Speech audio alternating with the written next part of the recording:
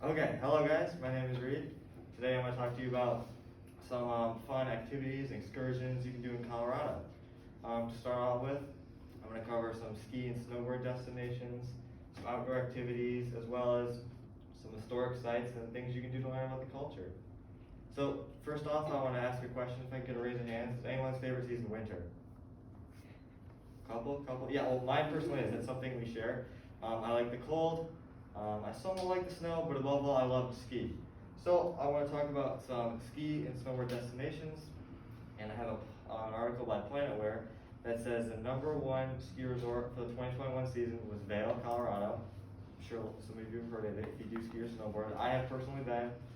I love it. The main reason it's #1 is because it is one of the biggest ski resorts in the world, as well as it has long groomed runs and is known for its 7 legendary back bowls.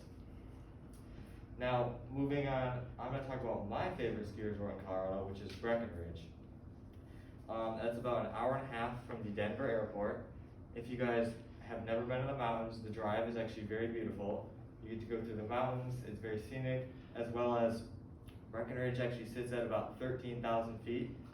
So you're going to watch the climate and the environment kind of change as you get closer. Some of the trees will disappear, some do not. Some actually thrive at that high elevation. But regardless, I would suggest you don't be on your phone while you're driving up. It's really beautiful.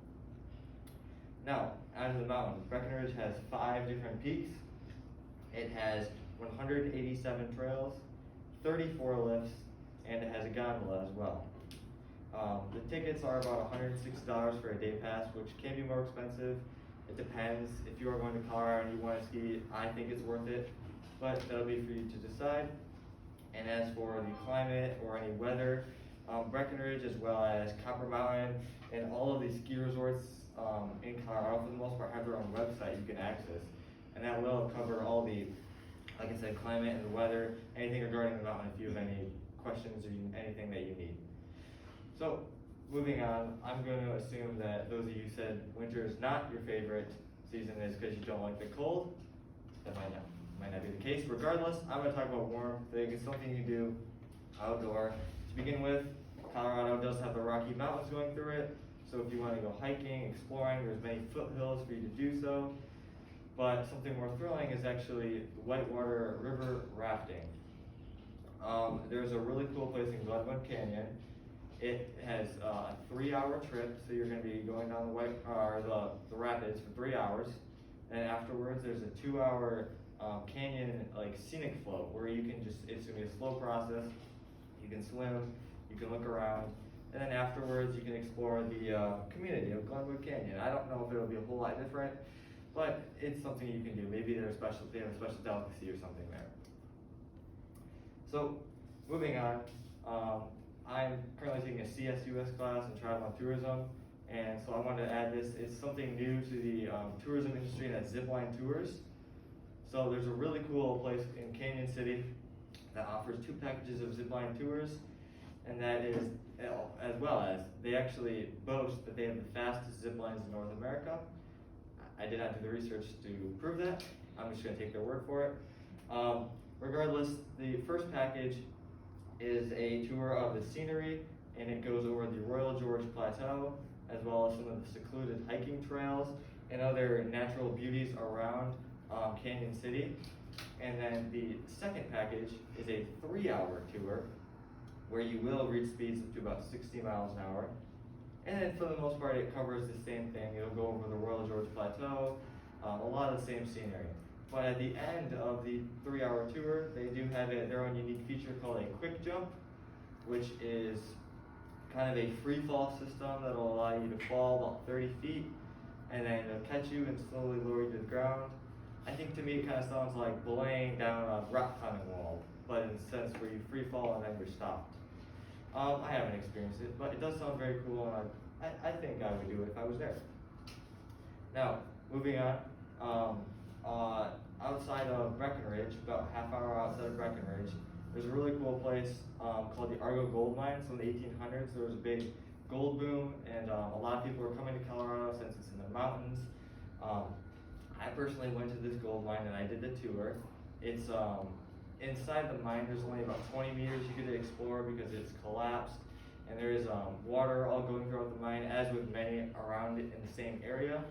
But what's really cool is there is a really great tour, but mostly you get to see all the facilities as well as the equipment, and you get to learn about the process of how they extract and they kind of develop the gold.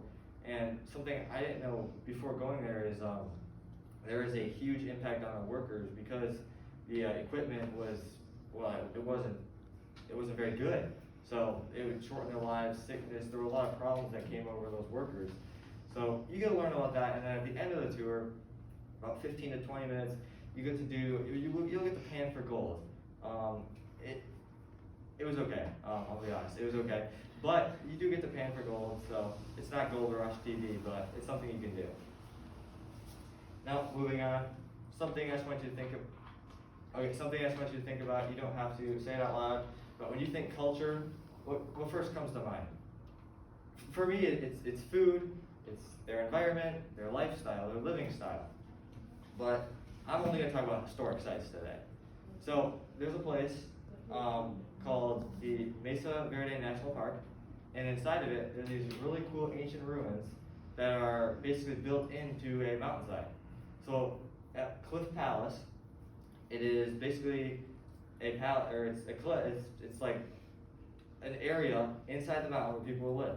And there's a lot of places inside these ruins, like there's Archaeology Museum, Research Center, Ruins Road, Tetraglyph Point. There's a lot of places you can go visit.